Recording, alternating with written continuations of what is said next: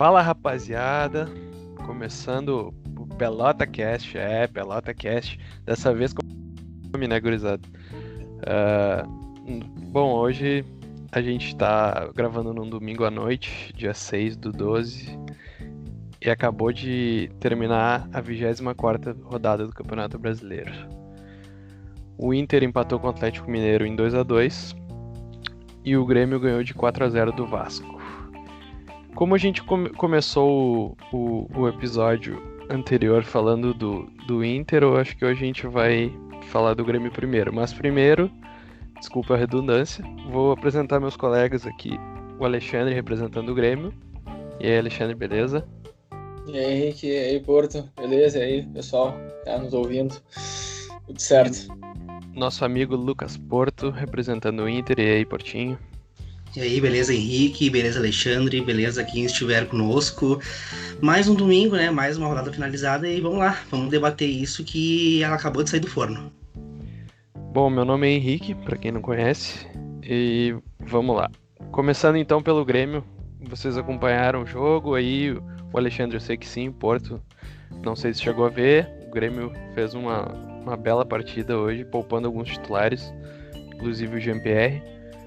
Mas mesmo assim fez um placar bem elástico, poderia ter sido mais. O que vocês acharam aí, pessoal?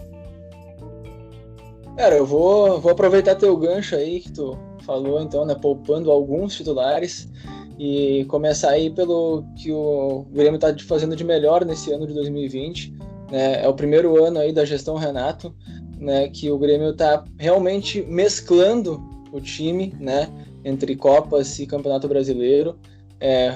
Agora a gente não tem colocado 11 reservas por jogo no Campeonato Brasileiro e isso está dando resultado.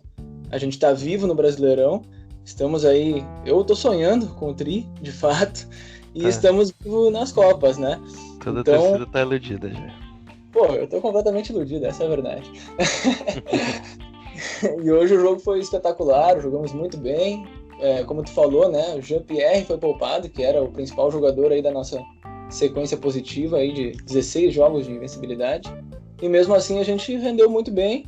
PP jogou muito bem. Claro, mesmo lembrando que foi contra o Vasco, e com todo respeito, se tiver algum vascaíno ouvindo aí também, com todo respeito, o time do Vasco é muito fraco, muito.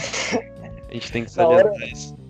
No momento de luta, não olha adversário, Henrique, a gente simplesmente... Não, mas é que a gente analisando o Grêmio pelo Grêmio mesmo, os últimos jogos. Exato. Os últimos jogos não, mas antes, no início, quando o Grêmio tava naquela fase que não conseguia desempenhar mesmo, o Grêmio pegava muito time fraco e não conseguia nem fazer o resultado, até ganhou alguns jogos, mas o desempenho melhorou demais. E, claro, isso também vai de encontro com a volta dos titulares que estavam no departamento médico, a chegada do Pinares e do Churinho. Pinares, que a gente vai ter que falar um pouquinho, né? Porque hoje ele fez uma baita partida e tava uma expectativa muito grande, porque era o primeiro jogo que o Grêmio ia poupar o Jean-Pierre e a gente tinha que ver como o time ia se portar, e se portou muito bem, né? O Pinares fez um golaço também e participou bem no jogo, saiu depois cansado, mas o tempo que ele atuou muito bem. Também destaque para o Michael também, ajudando ele a criar as jogadas. E o PP não tem o que falar, né? Ele tá a cada jogo literalmente voando, porque ele tá voando baixo ali pelo lado esquerdo. Os nomes que tu citou também chamam a atenção, Henrique, que mostram que o elenco do Grêmio também está mais forte esse ano, né? E aí eu vou falar também do Vitor Ferraz na lateral direita, né? O Orejuela muito bem nesse ano. O Vitor Ferraz, quando joga, e até às vezes tem sido até titular, ele também vem bem, né? Olha o cruzamento que ele deu, mais um cruzamento de muita qualidade, né? Ele tem uma boa batida na bola, ele tem uma chegada à frente muito boa. E o Diego Souza, cara, eu preciso citar aqui, né? 20 Diego gols Souza. do ano. Igualou o Everton Cebolinha do ano passado. Olha que coisa, que número forte do Diego Souza esse ano. Para um cara que a gente não tinha muita expectativa. Eu confesso que, cara, quando ele veio, por mais que eu soubesse que ele jogava muita bola, pelo físico, pela idade... Foi motivo de piada, né? Quando ele foi contratado, na verdade.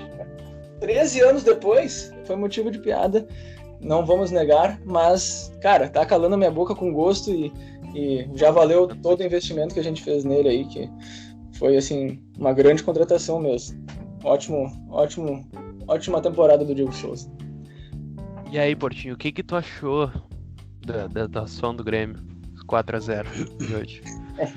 Não, até respondendo ali no início, né? Perguntou se eu tinha visto o jogo. Sim, eu sequei, né? O time que eu mais vejo jogos depois do Internacional é o Grêmio. Eu não vou nunca negar isso aí, porque, né? A rivalidade Grenal é a que comanda, né? Até a nossa paixão. Mas eu acho que, indo além do jogo, porque o jogo foi um massacre, demonstrou total diferença entre o time do Grêmio e do Vasco. O Grêmio fez o que tinha que ser feito, mesclando titulares e reservas, como vocês mencionaram. O Grêmio tá conseguindo ter um equilíbrio maior de planejamento entre as Copas e o Campeonato Nacional. Era uma coisa que o Grêmio nunca havia feito, pelo menos nos últimos, 10 anos, né? Se vamos dizer assim. E até em relação à questão do plantel, que é algo que me chamou muita atenção hoje.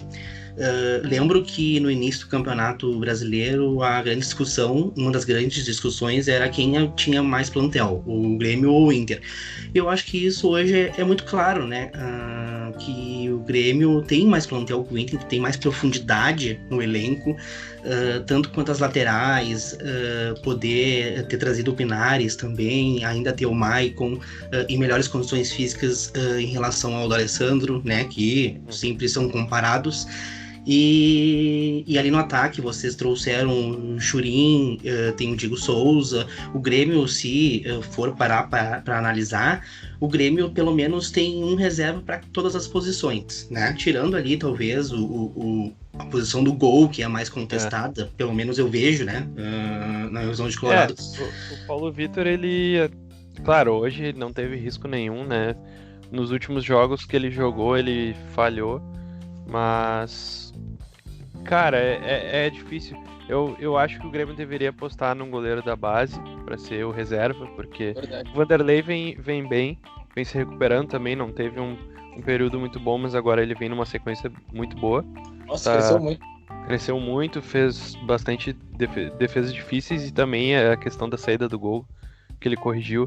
Mas hoje o Paulo Vitor é que é difícil avaliar, né? Hoje eu posso falar, não, o Paulo Vitor ele é um bom reserva, só que ele tem que ser reserva. Ele não pode jogar, só que uma hora, se o cara é reserva, uma hora se tiver chance ele vai jogar. E aí que mora o perigo, o Paulo Vitor E aí a gente lembra das decisões do ano passado, que o Paulo Vitor totalmente instável, para dizer o mínimo.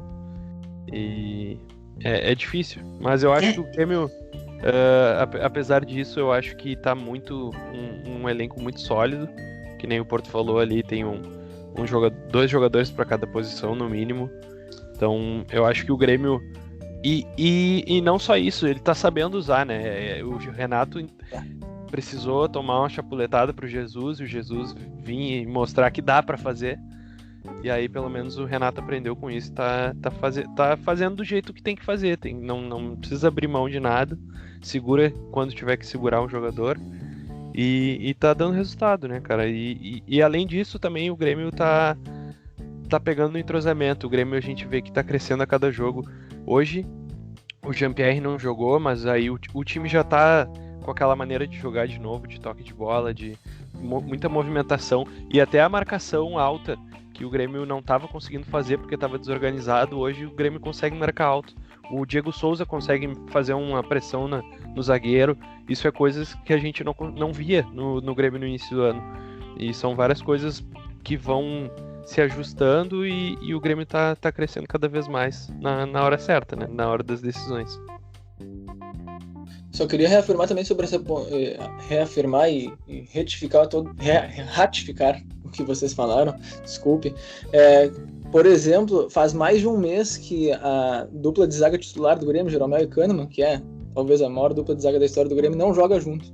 Nesse mês que o Grêmio, nem vocês falaram, tá aí crescendo e melhorando a cada jogo. Então, mostra também realmente isso, né? A força do elenco do Grêmio neste ano de 2020. Aí. Entregando, Desculpa, vai lá, Paco. Não, desculpa te interromper teu raciocínio, Henrique. Mas até pegando esse gancho do Alexandre e da dupla de zaga, é algo que me chama muito a atenção, principalmente nesses últimos jogos do Grêmio, porque cada vez que eu sento pra ver o Grêmio na frente da TV, o Grêmio tá com uma escalação diferente. E o rendimento ele se mantém linear, pelo menos na minha visão. Eu acho que o Grêmio se consolidou mais ainda como forma de jogar, como mecânica de jogo, como trocar as peças e não sentir tanto, né, a diferença de um para o outro. E eu acho que isso é a maior vitória de um time dentro de uma temporada, porque com todas as questões do Covid, de lesões, de calendário apertado, de competições uma em cima da outra, o time determinante, o fator determinante, o que vai comandar uma equipe a ganhar algum título ou até 2 é ter padrão de jogo, mecânica de jogo, e isso me parece que o Grêmio, no momento, é o time que mais tem isso no Brasil.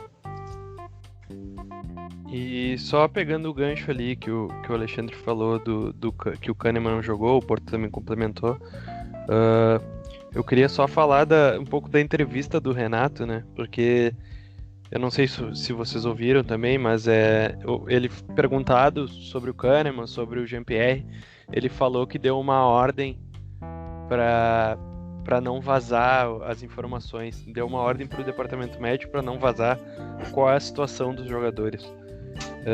Então a gente não sabe se o Kahneman vai para o jogo. Eu, assim, acho bem difícil, porque ele já vem de muito tempo fora, e por mais que, é o Kahneman e tudo mais, eu acho que não vão colocar ele numa fogueira, assim, até por uma questão física. Mas, só pegando esse gancho mesmo da entrevista do Renato, essas questões, o que vocês acham, o que vocês veem, se vocês acham certo, se acham errado, enfim, ou qual a visão de vocês sobre essa questão do Renato dar uma ordem para não dar uma arma para o adversário, e também só jogando uma pitadinha de pimenta sobre... O Renato foi perguntado também sobre a questão de o Grêmio tá jogando o melhor futebol do Brasil, e ele disse que sim. Eu queria ver o que vocês acham. Vou deixar o Porto falar aí pra indicar dessa vez. Não. A primeira questão... Não, vamos começar pela segunda já, né? Já que tu me chamou, né, pro jogo, vamos jogar então. Não, eu acho que o próprio Inter dá argumentos pro Renato. É muito difícil tu rebater o Renato quando ele dá essas afirmações, porque quando ele diz na 5ª rodada que haviam cavalos paraguaios e que o campeonato não estava decidido, o Grêmio ia entrar, todo mundo riu, né? Eu fui um que usei isso muito como arma, né? Vocês sabem. E do avião decolar e tudo mais, e acabou decolando, né? A gangorra, ela virou de uma maneira muito abrupta. E já pegando o gancho da própria entrevista do Renato, e eu ouvi esse trecho sobre a questão do departamento médico, eu acho que isso faz parte do jogo. Ele tá protegendo, né, as informações, ele sabe que muitas vezes as informações vazam, e isso, pelo que eu já vi algumas vezes, irritou ele muito, tirou ele muito do sério, né? Eu acho que as informações, quando são vazadas, elas são determinantes, sim, e ele tá no direito dele de proteger o clube dele, né? O trabalho dele, inclusive. Eu concordo completamente aí com o Porto aí nessa última questão. O Grêmio, por muitos anos, viveu aí com diretorias, com, enfim, presidentes, que até acho que vazavam muitas coisas, né? Tinha aí, acho que, uma ligação com a imprensa muito ali estranha, para dizer o mínimo. Mas vocês acham que realmente faz diferença essa questão? O Santos vai saber se o Jean-Pierre vai jogar, se não vai jogar? Faz diferença sim. Faz sim. Vou puxar lá de 97, lá o Fabiano Cachaça. O Portinho deve saber mais que eu, inclusive, né? Engessaram o Fabiano Cachaça não subiu nem no ônibus, né? O ônibus deu a volta na Padre Cacique e entrou pelos fundos pra pegar ele de volta. Não, mas eu acho que faz diferença sim, eu concordo com o Alexandre. Eu acho que Principalmente hoje em dia, que uma peça de um time, uma falta de uma peça, né, no caso do Jean-Pierre, ia influenciar totalmente no estilo de jogo do Santos e até na postura do Santos. Eu acho que isso, o jogo começa antes do próprio jogo, que começa aí nesses detalhes. Assim, eu até faço a pergunta contrária, qual é o interesse do Grêmio em divulgar isso, sabe? Não tem, entende? Eu acho que tem que ficar realmente assunto de economia interna, né? Como diziam antigamente. Então, acho que tá certo sim o Renato.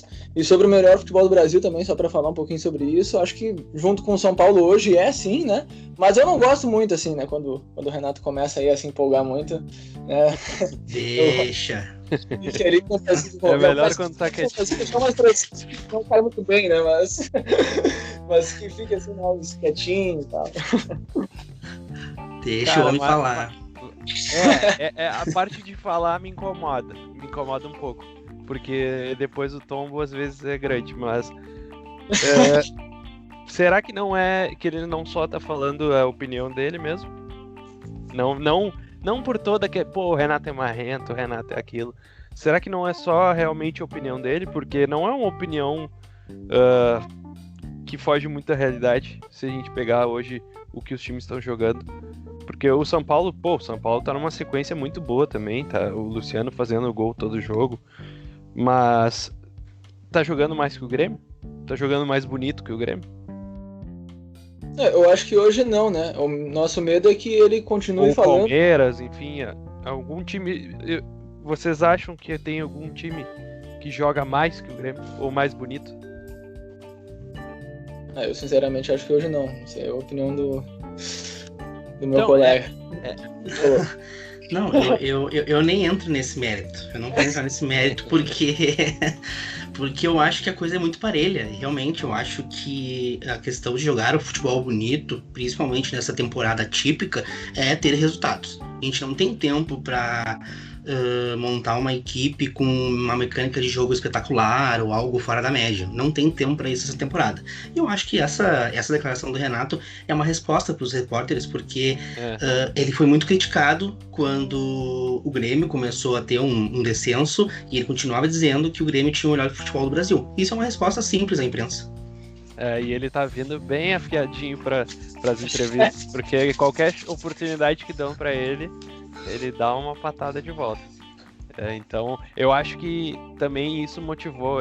Eu acho que ele utiliza isso dentro do vestiário, porque foram críticas pesadas também pro Grêmio. E eu acho que ele tá usando isso até como uma forma do grupo se agarrar nessas críticas para depois... A mesma coisa que aconteceu lá em 2016, com a questão da valsa, com a questão de várias coisas que ele usou como combustível para lá no fim, quando foi campeão, daí eles saíram atirando para todos os lados, né? Talvez isso seja um combustível do Grêmio. Mas eu acho que era isso de Grêmio, a gente falou bastante. Acho que vamos partir pro Inter agora, que o Inter... não sei se para vocês, mas eu achei um resultado muito bom pro Inter, porque pela expectativa do pessoal aqui, eu acho que não estavam esperando nem esse um pontinho. E o Inter, por mais que tenha levado uma virada no meio do jogo, saiu ganhando com o gol do Yuri Alberto e tomou um gol, não deu nem para comemorar muito, né? Porque o Musto foi Musto. Normal, sempre, né? Mas no fim das contas o Inter mostrou força ali de recuperação, com o Peglo vindo do banco também e empatando o jogo no final. E aí, Portinho, o que tu achou, Alexandre, também? O que vocês acharam dessa partida do Inter? Não, até eu vim preparado para aquele discurso de ter arrasado. O mundo acabou, o Grêmio nos passou, tudo, decolou mesmo o avião, o nosso tá parado, tá aterrissado, não sei nem se tem avião mais, né? Mas eu acho que eu depois refleti mais, principalmente depois desse jogo do Inter de hoje, eu acho que a gente tem que começar a ver uma reconstrução no Inter. O Inter perdeu tudo que tinha do futebol do Kudê. Isso não existe mais, esse tipo de comparação para mim já não é mais cabível, já não me satisfaz mais, porque aquele time não existe. O que temos daqui para frente? Hoje foi um bom resultado do Inter. Hoje foi um bom resultado, não só pelo ponto conquistado, mas por algumas coisas que o jogo nos mostrou. Por exemplo, a gurizada do Inter. O Inter, ele vem pecando muito, mesmo antes do Abel, né, com o Kudê e alguns treinadores anteriores, com a não utilização da base. E às vezes não é que falta qualidade vinda da base. Poxa, vamos lembrar, o Inter é o atual campeão da Copa São Paulo, a competição mais difícil da Sub-23 do Brasil. Então, eu acho que hoje o jogo mostrou que nós temos peças para recompor e até para compor a titularidade do grupo com a gurizada.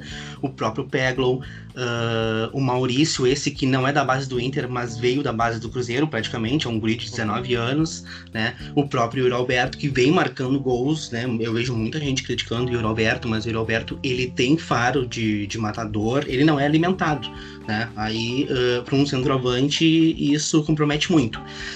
Cara, mas é melhor ele na frente não sendo alimentado do que o Abel Hernandes, né? Vai me desculpar. Claro. Qualquer desses gringos aí. Pelo amor de Deus, né, cara? Como é que ele não é titular do Inter do lado do Galhardo?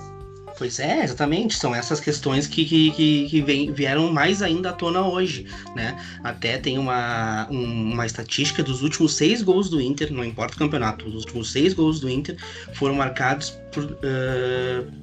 por jogadores com menos de 23 anos. Foi o Yuri Alberto 2 vezes, o Nonato, o Maurício e agora o Peglow.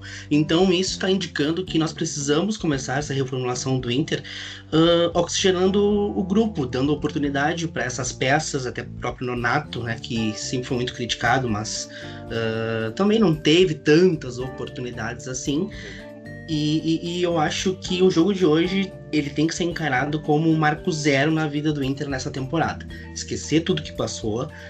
Tem uma eleição daqui a 10 dias que vai ser extremamente importante para o clube, que vai ser bom que isso aconteça logo para que esse ambiente de eleição saia do vestiário, porque isso foi um dos fatores determinantes para a saída do Kudê e para tudo que aconteceu de errado no Inter depois. E também nos dá uma certa esperança para o jogo de quarta-feira, que vai ser um jogo extremamente difícil, um jogo que talvez só um milagre salve o Inter, mas quem sabe, vendo o jogo de hoje, o Abel, o Leomir, né, as peças que compõem o grupo, conversando, botem um time que não necessariamente precise ser experiente. Experiência igual a Musto não me serve. E aí, vendo aí de fora, né, opinião de gremista, acho que é um caminho aí pro Inter, com certeza, né, utilizar mais jogadores vindos da base. Claro que num momento como esse não pode jogar todos, né, na fogueira, né, porque é um momento mais complicado, mas ir aos poucos, né, colocando esses jogadores, ao invés de colocar jogadores que nessa temporada inteira eu acho que são improdutivos, né, sei lá, citando aqui alguns, o Marcos Guilherme, né, o Musto, né. Pô, Lindoso, Musto. Esses caras não podem jogar, cara. Pelo amor de Deus, o Inter tem Praxedes, tem o Nonato. Tem o Johnny.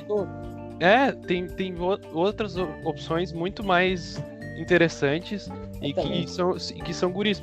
Tá, tudo bem, tem a questão da experiência, mas pelo amor de Deus, cara, tem coisa que experiência não resolve. A bola é uma delas.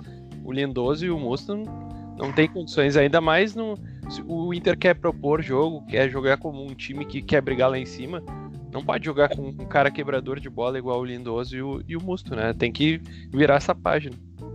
Esse menino aí, o Peglow, é um talento, né, cara? Eu acho que foi camisa 10 aí de Mundial Sub-17, campeão, né?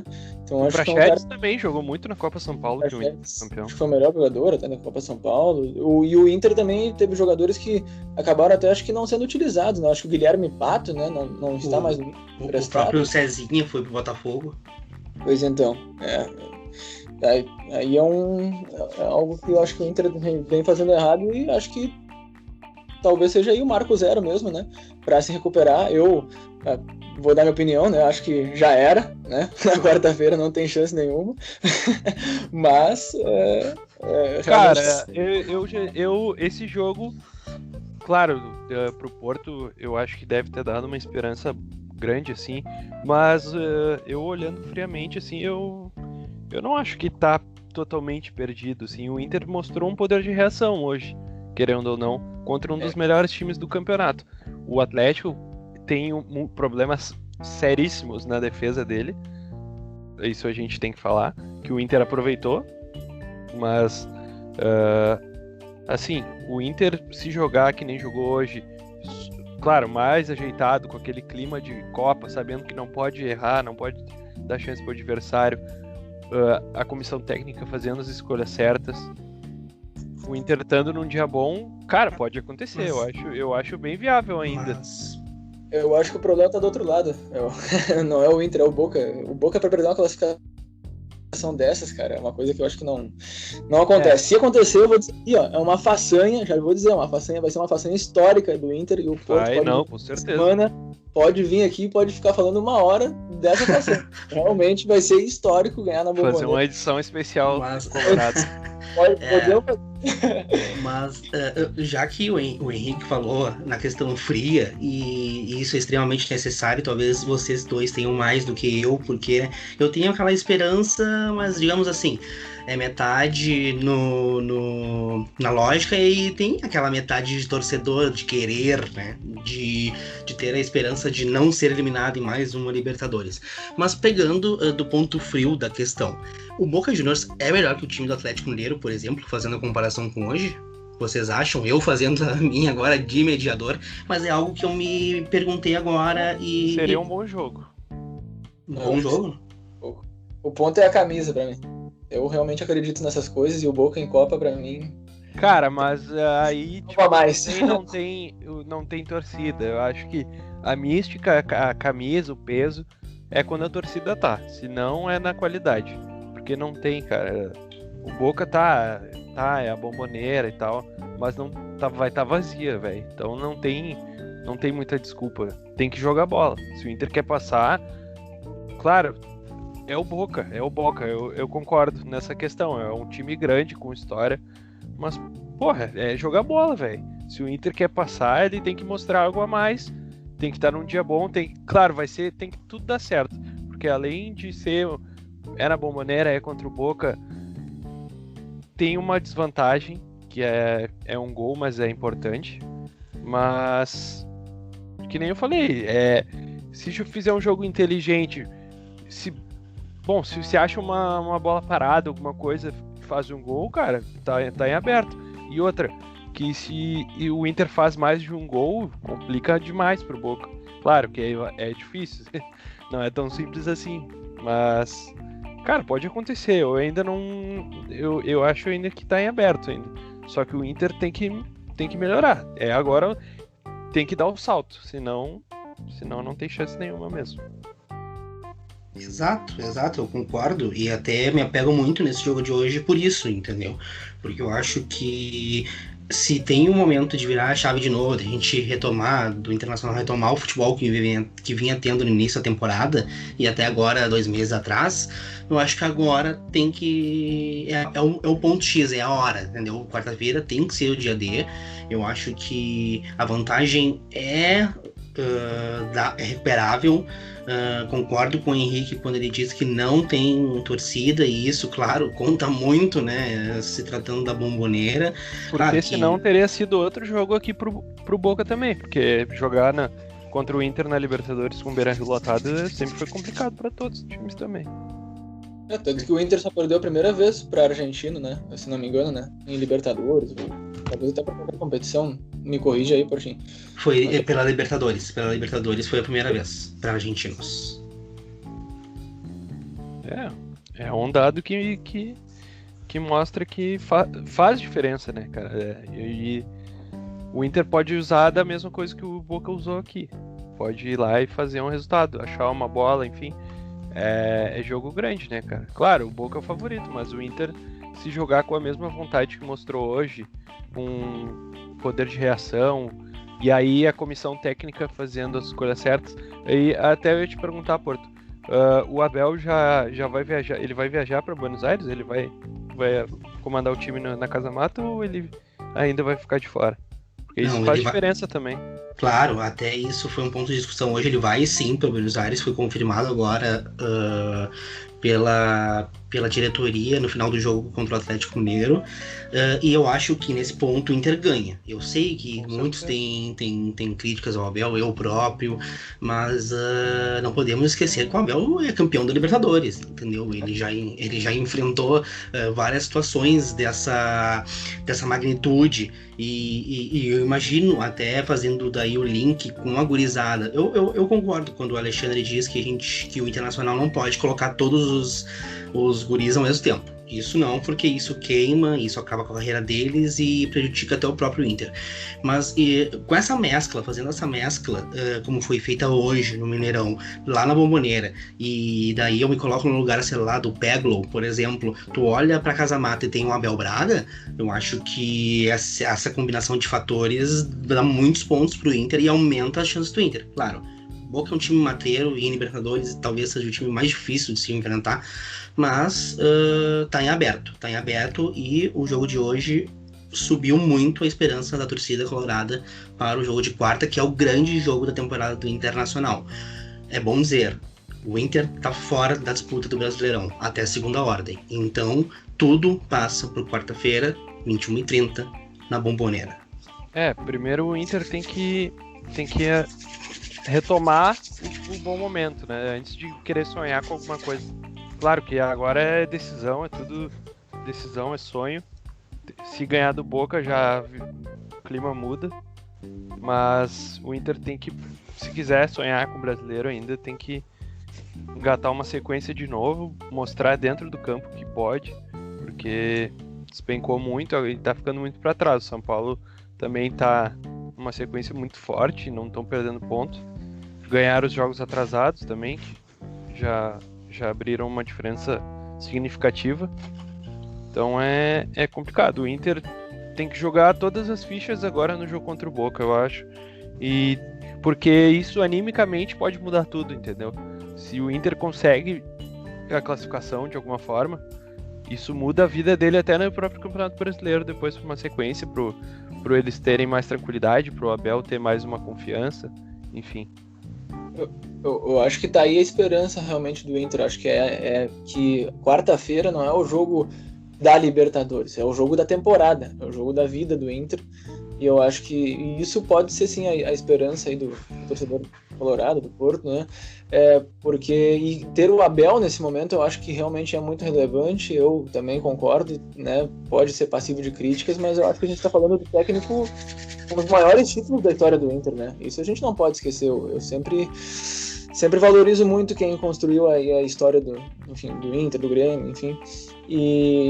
E assim, eu acho que se o Inter ganhar do Boca lá dentro, de verdade, assim, não desvalorizando a camisa do Inter, o peso da camisa do Inter, que também é muito pesado, mas é uma noite mágica e é uma noite que vai botar ele, assim, na briga pelo título da Libertadores de fato, porque ganhar do Boca, passar pelo Boca na Bombonera, depois de perder o primeiro jogo, cara, é jogo pra mudar uma história de um ano, assim, é uma coisa muito grande que a camisa do Boca em Libertadores, cara, olha, é que nem o Porto falou, acho que pra mim é o adversário mais complicado que existe numa competição dessas. Então, engatando com esse papo sobre o Boca, palpites, o que acham? O que vai dar? Eu tinha medo desse momento. Boca Juniors e Internacional na Bomboneira, quarta-feira.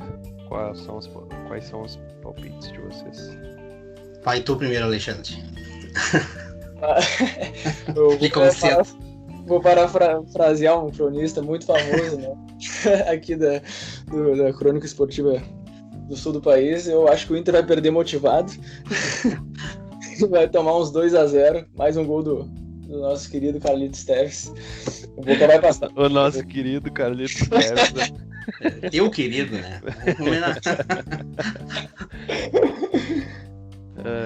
E aí, Portinho?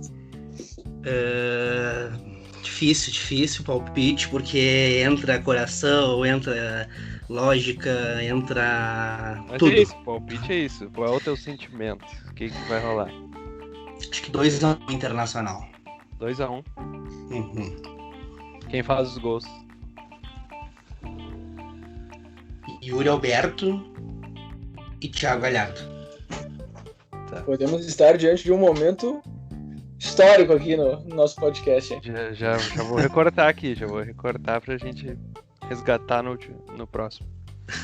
Cara, eu acho que vai ser o Inter. Cara, o Inter me surpreendeu nesse jogo hoje contra o Atlético. Eu acho que tem chance. Vai fazer um grande jogo, vai ser 1-1. E o Boca classificado.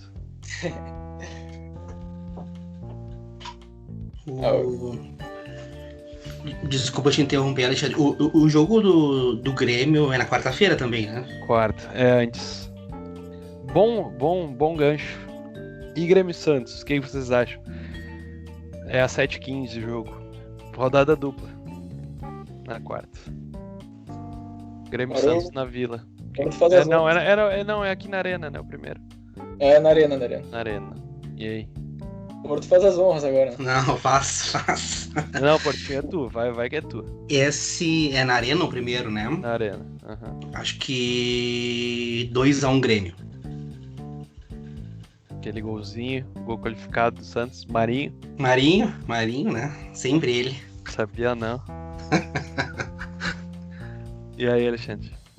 Cara, eu acho que vai ser muito difícil. 1-0 Grêmio. Acho que vai ser um confronto muito difícil. Tem gremista aí achando que vai ser uma barbada, e Grêmio e Santos em Libertadores não é pouca coisa. Não vai ser fácil, não. Vai ser 1-0 esse aí. Eu também acho que vai ser um jogo bem difícil. Eu acho que vai ser decidido mesmo no... Claro, é óbvio que vai ser decidido ao fim dos dois jogos, mas eu acho que não vai ficar nada bem encaminhado para esse primeiro jogo. Eu também tô apostando no 1-0. Eu acho que o Grêmio não vai tomar gol, porque o Grêmio tá com a zaga bem ajeitada, tá com uma boa defesa. Inclusive, é a melhor defesa do Campeonato Brasileiro até o atual momento. Mas eu acho que 1-0... Cara, se pintar um 2-0 vai ser um baita resultado, mas eu acho que 1-0 vai ser já uma vantagem importante pro Grêmio jogar na Vila, que não é nada fácil.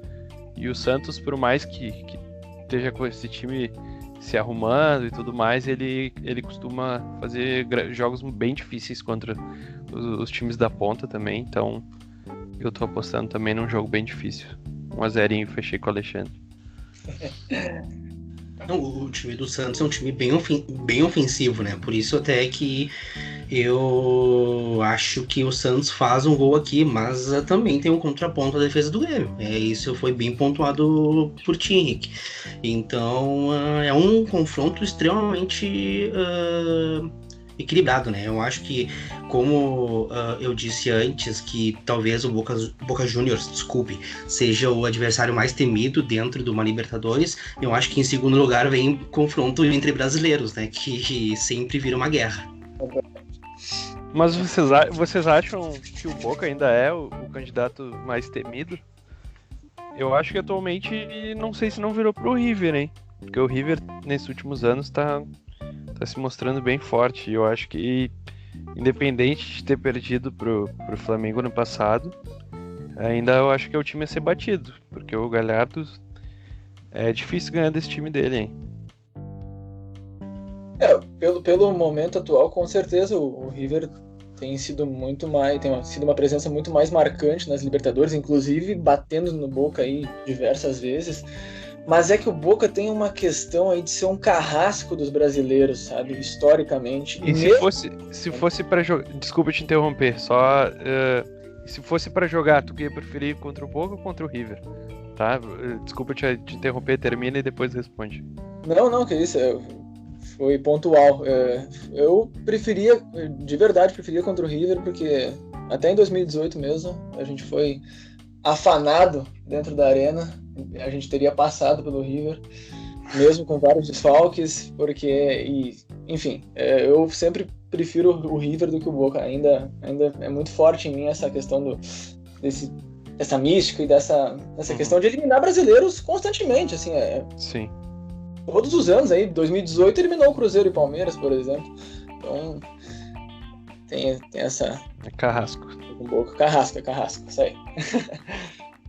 O time tem a mesma visão. o time em qualidade é incomparável. Atualmente o time do River talvez seja realmente o melhor time dessa Libertadores. É um time que fala por si só, né? Pelas peças, pelo tempo de comando do Galhardo. Então, em comparação técnica, com certeza o River seria o mais temido, teoricamente. Mas aí eu vou com o meu amigo Alexandre. Eu acho que o Boca, por todo o contexto histórico, por tantas edições de Libertadores em que o Boca acabou eliminando os brasileiros e outros times que eram melhores que o próprio Boca, acho que o Boca ainda, se fosse para escolher no final das contas, eu escolheria enfrentar o River. Por mais que, claro, seria ter River com um mau trocadilho. Ele não podia perder essa.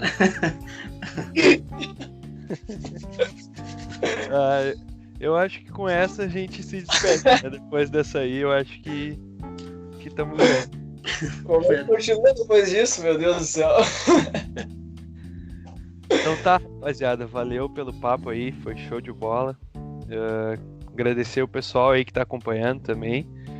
E vamos tentar agora manter semanalmente, a partir desse primeiro episódio, até pra gente continuar analisando aí o desempenho e o decorrer dos mata-matas, que agora vai começar a esquentar. Valeu, rapaziada, até a próxima. Valeu, Alexandre, valeu, Portinho. Valeu, Henrique. Valeu, gurizada que nos acompanha. Um abraço. Valeu, gurizada, grande abraço. Sempre um prazer estar com vocês aqui. Valeu. Valeu, turma. Até a próxima semana. Valeu.